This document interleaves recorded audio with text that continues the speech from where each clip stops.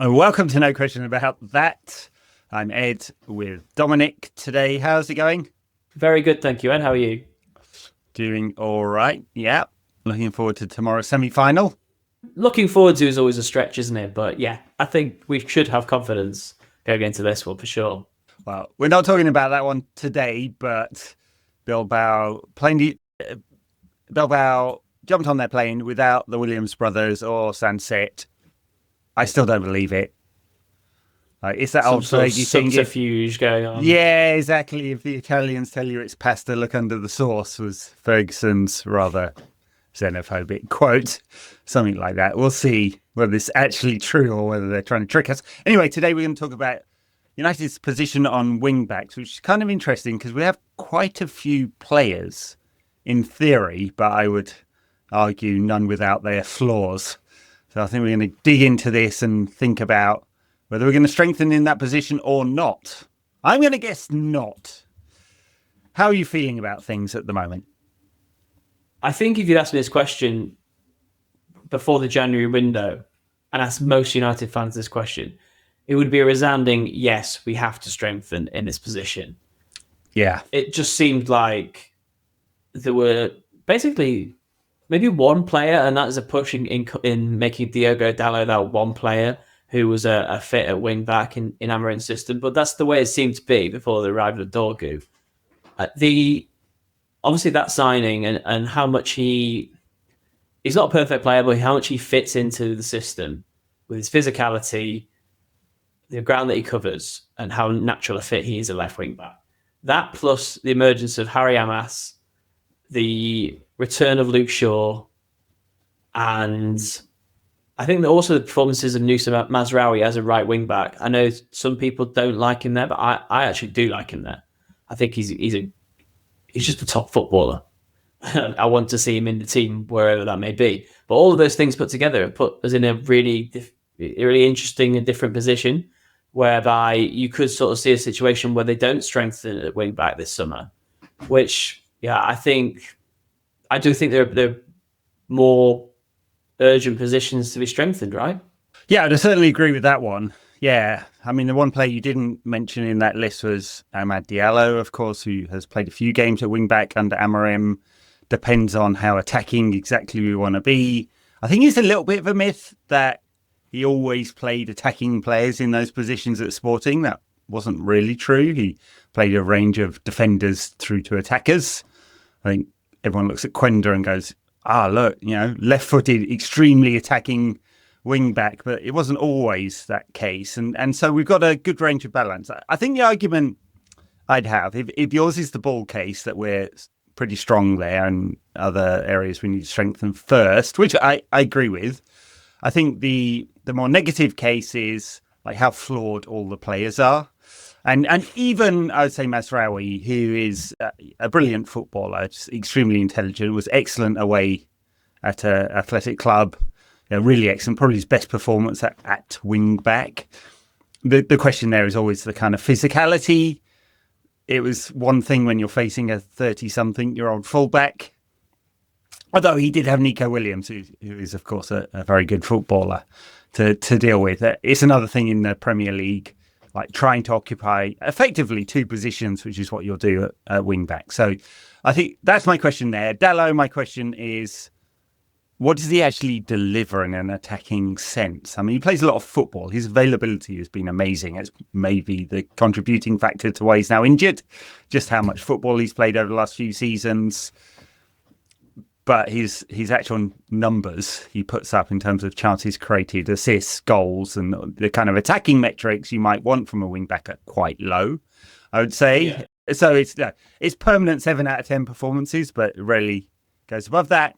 And then obviously Dorgu and Amas are extremely raw and young, and we've seen that with Dorgu. His passing is not very... Let's say he's not very tidy, right? He's definitely got some improvement to make in terms of his ball playing, even his delivery from wide areas. And Harry Amas, beautiful footballer, extremely mature, struggled a little bit with Brentford's physicality at the weekend, I'd say. So that's the kind of more negative case. A lot of players, lots of options. Any of them absolutely perfect yet? probably not. No, but expecting perfection at this stage at Manchester United is a massive ask, and Bruno Fernandes doesn't even offer that, and he's by far away the best player. So, is there something there to work with in all those players that we've just named? I think there is in all of them, and I'd even extend that to Luke Shaw as a left wing back. Some may say physically that's too big an ask for him. I say that his delivery from that position is better than any of those other players. Yeah, So I agree. If that can be utilised, then it should be. Him dovetailing with an inside left forward, him on the overlap, cutting it back. We've seen it already in a couple of cameo performances since he came back. It's got to be a weapon. And then Dorgu, yeah, he's not technically perfect, but if you think about the situation before Dorgu arrived, we had Diogo Dalot in that position on the left, which nobody liked and nobody enjoyed because he had to cut inside. It basically cut off one half of the pitch. It was like watching England in the Euros last summer where Kieran Trippier was doing exactly the same thing. Mm-hmm. It felt like a complete carbon copy of that. An ode to Southgate, if you will, from United. And then the other side was basically Mazraoui or nobody. So it was two defensive players in those two positions. And the situation's now changed quite a lot, I think. And I know what you say about Harry and massive physicality, but he was asked to play away. I think his 2 starts in the league have been away at Brentford and Newcastle. Yeah. So there's 2 more physical tests you aren't going to find really. And I've still been quite impressed by what he's done, even amongst that. So there's lots to be positive about. And then the wild card name we haven't thrown into this mix is Bendito Mantato. Yeah. Who I think is 17, plays a lot on the wing rather than wing back, but has played at full back.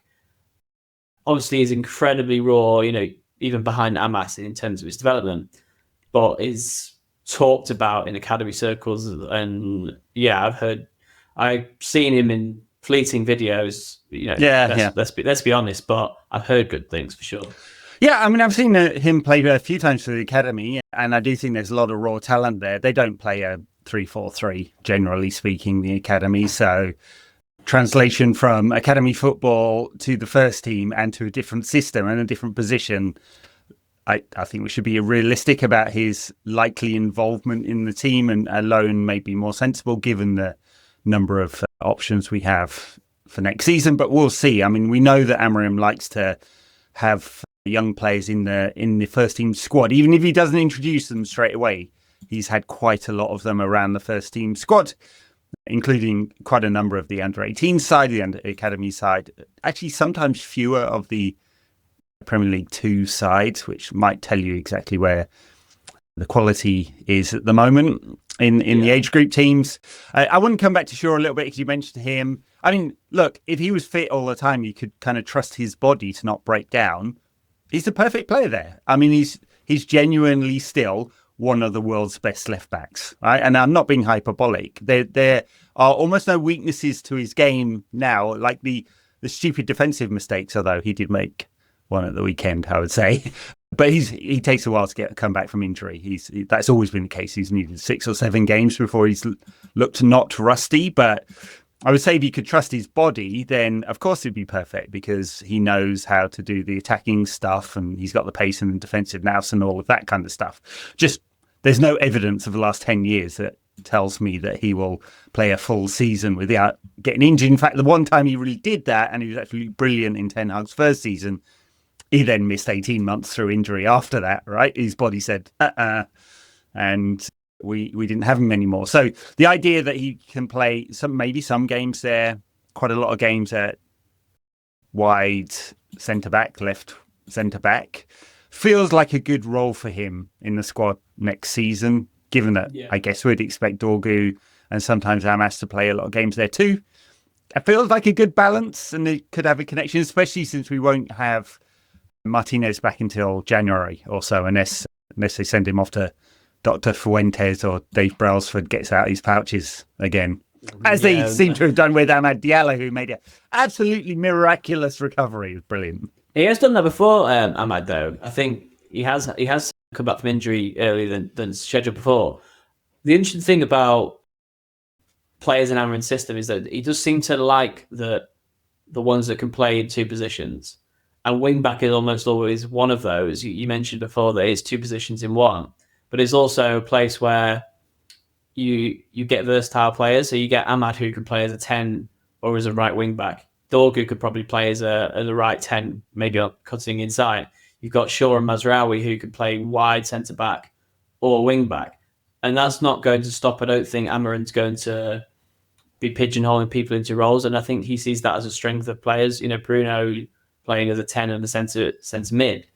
I think that's going to continue. And even if United did sign someone for a wing-back position, I think it may be someone who could play either realistically as a wide centre-back or a 10. I'd be very surprised if it was an uber specialist, if you like, wing-back. Because hypothetically, who is that player, and would it be a right-sided player or a left-sided player? Which side do you think United are weaker on? It's a tricky one. Yeah, I think it is the one position in Amorim's system that feels a bit more specialist. But we had Omar Barada saying earlier this year, when they were doing all the interviews around the stadium announcement, that they're buying players who can play in more than one system. Like, that's not to say they haven't got faith in Amorim and what he's doing. I don't think there are any hints about that, although if you lose half your games at Manchester United, you probably should be under significant amounts of pressure. But just that sensible squad building, isn't it? I mean, what if Amorim does brilliantly, United decides to fuck off to Real Madrid in 2 years' time, and the next guy doesn't play 3-4-3, and we have a whole bunch of players that can only play in that system? We're going to have to spend another £500 million to revamp the squad. So they're looking for players who can play in more than one position. And Dorgu is that, right? You can stick him at left back in a flat back four. Yeah. Or on the right wing, maybe in a 4-3-3 or 4-4-2. But no club does this anymore. United got hamstrung by backing Ten Hag so much that they only were getting people who'd played for Ajax or who'd represented Holland. And that was so far off what you should be doing as your transfer strategy that it was completely laughable. We all bought into it, or a lot of United fans bought into it because it was backing the manager. And the idea of backing the manager is quite appealing to United fans. It's the culture at United. And rightly so, we're doing the same with Amorim. But you don't have to just sign people who play in 3-4-3. I know people are getting quite excited because Matheus Cunha plays in a 3-4-3 at Wolves, or Liam Delap's played at the spearhead of a 3-4-3 for Ipswich. But it doesn't have to be the case. You sign good footballers who can play in multiple positions and who are assets for the future. It doesn't sound like rocket science. Yeah. The amount of times we've been here with United where we've just bought people for a manager. I mean, Mourinho buying the Giants for 2 years and then Solskjaer getting rid of them all. It's a cycle that's repeated itself United so much. Exactly. And we really do have to move away from that. So, I mean, you asked who would be the one, right? So if you were picking an archetypal right wing back, it would be like Denzel Dumfries, right? Who was brilliant for Inter over the last few legs against Barcelona, but you couldn't play him in a flat back four. I mean, it's absolutely mental to do that. In fact, the way that Inter positionally rotate, he's almost more of a wide forward than he is a wing back anyway. And they play a different system. Believe Ten Hag didn't sign Denzel Dumfries, Dutch right back like that. I mean, yeah, it's Denzel Dumfries on the right, and who is it on the left? I mean, obviously we've signed Dorgu, but I guess it'd be a Nori. Somebody like that would be high up the list. I guess so. And he's had a good season at Wolves and he's a talented player and all of that. So you'd be looking at... I mean, there aren't a lot of wing-backs in world football, right? So you tend to, in those systems, you convert a winger, as Inter have done, on the left side, or you have an attacking fullback who can convert into that role. But I don't know of any academy side, for example, in the Premier League. I'm not watching Borussia Dortmund's academy every week or anything like that. But I don't know any of them regularly play with a back three and wing backs in a 3-5-2 or a 3-4-3. I mean, it's just not how players are being developed at the moment. I mean, players tend to there's this complaint that they get overcoached. There's some truth to that because there is a kind of template and a blueprint for producing players, and some of the flexibility appears to have gone out, but I don't think anyone's getting coached to play wing back these days. They're looking at players who've got multifunctional skills. Then I guess I mean, if we're thinking about how this role develops next season, we're also thinking about what our transfer strategy is overall, right? And we are stocked in certain areas. I mean, it feels like we have quite a lot of players for that role at the moment. 6, if you include Mantato. We've got quite a lot of central defenders, even if, when Johnny Evans and Victor Lindelof leave, because we have obviously Martinez come back in January, Maguire and De Ligt, Mazraoui, Shaw, Aiden Heaven, Kukoni made a few squads last season. Yoro. We haven't even mentioned Diego Leon, who's coming in, another left-sided. Looks like he'll probably be earmarked for wing-back more than left-sided for 3, sure. given his profile. Yeah. So where's the money going? Money's going on forwards. Yeah. Cunha, a central striker, that would be absolute. I mean, there should be riots in the street if they don't buy a striker. And I presume another central midfielder, given that Eriksen will be out of contract, and we will need 1, maybe 2, depending on what happens with Casemiro if the Saudis come sniffing again. So, and a goalkeeper. I mean, it seems like all the smoke signals saying that they are going to look to move Onana on. It shouldn't actually be that hard. I mean, he was expensive, but 2 years on, PSR position is around 30 million or so, maybe a bit less. They'd take a small impairment. So it can be done. So what have you got? 6, 7 positions that come before a wing back? It would take something extraordinary in terms of our deal making to actually buy another one. The simple fix, Ed, is right in front of our eyes. Sell Bruno to Saudi for 200 million. Yeah, that's right. And then every position can get strengthened. I'm obviously joking. There's no way United should do that or will do that. But it just shows a couple of sales, even if it's not Bruno, a couple of sales of players for decent prices. Not that United have ever done this or probably ever will, but it would just change things, and it would make them so much more flexible in the market. And you could go out and get, the dream player in probably 4 or 5 positions. It probably isn't going to happen because no one wants to buy our players because they're all terrible. But in a dream world. Yeah, and this is the challenge of trying to unwind our current PSR position and where we are in the league. No one's going to spend a lot of money on players that are in a team that finishes 15th in the league, because that signals to everyone that they're a bit crap. Even worse than that, we've discarded some of them and they're out on loan. So we have effectively toxic assets, whether, and I mean this in a generous sense, in Sancho and Marcus Rashford. They're players that the manager doesn't want, the club doesn't want, and that we need to move them on. Everybody knows that, and so we're not exactly in a great negotiating position on either of those. Should Chelsea not take up the option, or pay us to not take up the option, and should Aston Villa not, which I'd say right now is extremely borderline, given that they almost certainly have to sell to make UEFA PSR. Not the Premier League, but UEFA. Yeah, I don't think Anthony, Sancho or Rashford, none of them are going to end up at the club they're currently at on a permanent. I would say, if I was a betting man, that's what I'd say. Yeah, I would make that assumption too, which just adds to the complexity in the summer. And given we're talking about, there should be 100 million for the 3 of them.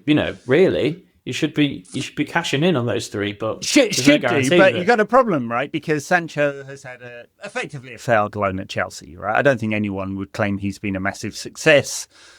And he had a moderately successful loan at Borussia Dortmund the year before, but generally been a total failure at United. We only need about just over 20 million to cover our PSR base, right? So for a player of his supposed talents, that should be really easy, but big wage, 3 years of not great performances makes it difficult. Marcus Rashford, huge wage, is the one that's a problem. Obviously, no PSR number we have to meet there, so anything is profitable, both in terms of removing his wages and the sale price. So, but if Villa don't take it up, that might drive down the price. And then Anthony has been a success, I think. I mean, I don't think what I've seen of him at Betis, he's doing anything radically different, but he's playing in a league that is a bit slower, and I would suggest suits his skills a little bit more. And he's been good at Betis, but they can't afford 30 odd million unless they have a stupendously good end to the season. They definitely end up in the Europe. They could well end up in the European place, but Europa or Champions League They rather could win than the Conference League, couldn't they? Yeah, so. They could do, yeah, which would get them a spot in the Europa League as well. Much to Arsene Wenger's anger. Oh, don't get me started on that. Don't get me started on that. Yeah. No one cared until it was United, did they? No one cared until it was United. Nobody cared for the last 10 years. Nobody cared at all. So, but, I mean, you're right in terms of like where we are in terms of our budget. So you could say, I mean, United guided 140, 150 EBITDA, call that free cash flow. 90 million of that disappears out the window straight away to what Sir Jim called historic transfers, just what we owe on other transfers. So then call that 80 to 90 million in cash that we can go spend plus whatever we sell. And there aren't loads. And in fact, from a PSR standpoint, if we sell Anthony at below 32 million and Sancho at below, let's call it 22, then we actually have to deduct that from our ability to spend. Yeah, that would be really, really infuriating. There is a part of me, and maybe this is false hope, and it's the hope of a summer, a fresh start and the end of a terrible, sort of really despondent season. But I just feel like United will be smarter this summer with their recruitment. I think Jason Wilcox and Christian Pavel. I don't know. I just feel like I have a bit more faith in them than previous regimes. We've gone from a situation where Ed Woodward and Matt Judge, who were running our transfer operations, neither of whom had a football qualification or had kicked a ball between them, to this guy Jason Wilcox, who's, for all accounts, knows his stuff and has been there and done it, and Pavel, who's been hired literally to perform that role, right? So with the guidance of Amorim, or with Amorim's at least say so on signings, we don't want to sign, like we say, people who just play for Amorim, but it just seems like a better setup. United can't keep failing in summers. So I just think this one might be successful for that reason. I think so. I think they'll get the right profile of players. Now, the secondary question after that is, like, how raw are they? So how much of a gamble are some of these players given the financial positions that we're in? And, like, how many of them are we prepared to go a little over the top four in order to convince them to play? Now, obviously, if we win the Europa League and we're in the Champions League, that's an attractive position to be in. I mean, I did note that Barada said recently that, it was Amorim who said, we want to attract players who want to come to Manchester United. It shouldn't be for whatever short-term competition we're in. Yeah, fine, but all the top players around Europe want to be in the Champions League. That's what showcases their talents. They also get a nice little bonus at United because of the revenue. So that should help. It helps on the revenue side. A fair whack, right? I have seen this argument that, well, there's a deduction in wages if we're in the Europa, so what difference does it make? The gap between the winners of the Europa and just the group stage participants at the Champions League is about 30 million, right? This is just a group stage. And you have to be massively shit not to make it into the top 24, right? So, and you had to have lost 4 or 5 games not to make it. We'll find a way, Ed. We will find a way. Yeah, well, yeah.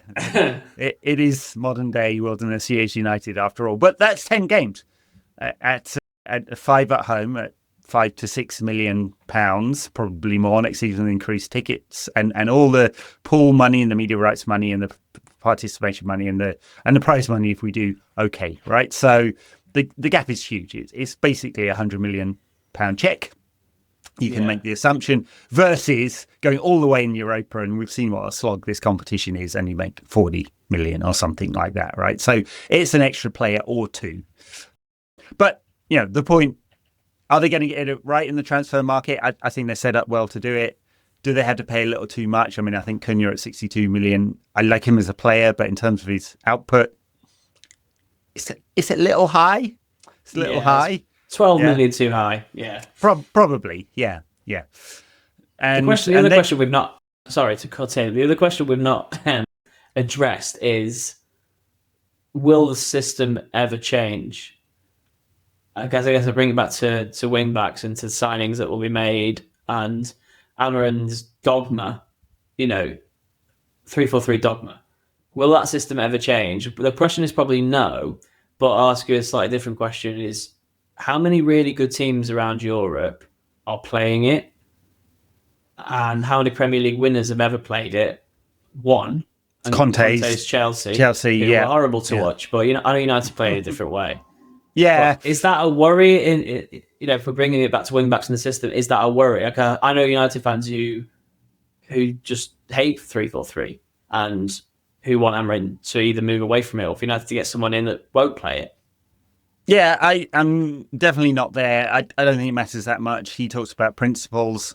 He's a positional systems coach, right? So it's what you do in what part of the pitch. That's why he likes multifunctional players that understand you're in zone 14. What's expected you at this point? He doesn't go as far as Guardiola, which is, if you don't pass it to the right when you should have passed it to the left, then you're out of the team, sort of thing. And it's completely prescripted. Or Benitez, who is like, you stand 3.217 meters away from the guy who's taking the throw in when in zone 2, right? I mean, it's like, players hate that stuff. It just grinds them down. So I don't think Amorim's that kind of coach. And we've already seen his flexibility. He's changed Casemiro's position and got a song out of him by changing his role and position in the team. He's played around with obviously Bruno's role, but also those in the front three. Garnacho is a regular in the side, despite every single week someone telling me that he doesn't fit the system. He doesn't fit the system. Why do you just start 50 games in a row? Like, basically. And not 50, even coming off now and playing. No, exactly. So I think, and we saw this at Sporting. So there is a basic shape, but there are principles within that shape. And then he's trying to find the right balance and combinations between players. And I would look at the left and right-sided centre-backs, the left and right wing-backs, and the left and right tens to be making the connections. Now, the one thing I guess causes me a little pause for thought is how little United build up through the middle. This is shown in the data as well. We are heavily skewed towards wide areas, which means we're going to face a whole bunch of teams that put 4 very narrow across the box and try and defend like that. Can we beat those teams, or are we losing to them 1-0 at Old Trafford again next season? I'd be looking to that with Amorim rather than going, 3-4-3 doesn't work because it has to be 4-2-3-1, or, instead of playing 3-5-2, very different system, but 3 at the back, obviously. I'm not so worried about that, but can he find solutions within that? And I would actually argue he's less dogmatic than Erik ten Hag in that. Like, he is prepared to be flexible, whereas Ten Hag got himself in such an unbelievable muddle about what he was doing. You have to play this way, except I haven't got the players to do it, so I'm going to completely change it. And it was a complete mess. You can't have it both ways, can you? I'll be devil's advocate to an extent, because I do believe for now in Amorim and the system. And I want to see it given lots of time. I want to see, even if United are mid-table midway through next year, given time. That's the extent that it should be backed, and the club's project should be backed. So, we don't want to see Ten Hag's lurching from playing one way to changing after 2 games. We can't see that again. We can't start that cycle again. It's too exhausting for the supporters and it's too exhausted for the club. We're on this path now with Amorim, and it involves Wingbacks. So let's go all in. If you were to guess who's going to be how many games are each of them going to play next season? I think Dorgu, let's say we have a 50-something game season. Yeah. Dorgu's going to play at least 30. Harry Amas will get 15. Mazraoui will play a lot if he's not injured. He's played 50 odd, but it'll be in different positions. So away at Anfield, he'll play on the right. At home to who are one of the crap teams coming up, Leeds United. When they're in the bottom 3 halfway through the season, they've got 6 points. Hopefully, touch wood. I think they'll all play quite a bit. I think that, especially if United are in European competition, big if, but the interesting thing is if they're not in European competition and they're actually a big precious few games for some of these players, will Harry Amas have to go out and load if that happens? What happens with Dorgu and Shaw? How does he split that game time up? You've got Aiden Heaven to squeeze in at left centre back. You've got maybe Fredrickson potentially out on loan or squeeze in. So there's loads of sort of moving parts with it. It's funny that United are going to be either Champions League or bust. There's not even going to be Europa League nonsense to give people game time. So it's going to be all important games, either 50 odd of them or 38 of them. So yeah, interesting. Yeah, very true. Very true. I do think the question around the youngsters and what happens with them really does hinge on having European football. And the good thing about some of them coming in and doing well is that if we decide, and as a club we haven't done very well at this, but if we decide that they're not going to make it at United and we'd rather move them on, instead of holding on to them for 4 years, we can sell them for a decent fee, which is of course what Chelsea and City have done extremely well over the years, and to the extent that it's completely bolstered their first team transfer strategy. I'm not suggesting we go sell Fredrickson tomorrow, but if we wanted to, I think his 2-3 performances in the first team have already shown that he's a player who's going to have a good career. Yeah, and he went to our school, Tyler Fredrickson. So big up to very good. Points in High Massive, even though it was probably 15 years after I'd left. Never mind that. When he's lifting the Champions League trophy in 2029, that's when I'll cash in. All those pieces will get written. I can guarantee you that. The tell-all piece. All right. Well, I guess we'll leave it there. Thank you, Dominic. You're in your cricket outfit. Are you off to score your latest 100? I haven't played yet this season due to having a baby, but we'll get out there at some point. The sun's shining in Manchester at the moment, so yeah, we'll get out there. Well, the thing about the babies is they can't play the short stuff. They're just he struggles against the quicker ball at the moment. He's just about holding onto a ball, so small steps. Literally. Yeah. All right. Thanks, everybody. If you're listening, you can catch us on YouTube. If you're on YouTube, you can catch us on the apps. You probably know that by now. We're at patreon.com/NQAT pod if you want to get the extra show and back us. We'll catch you next time.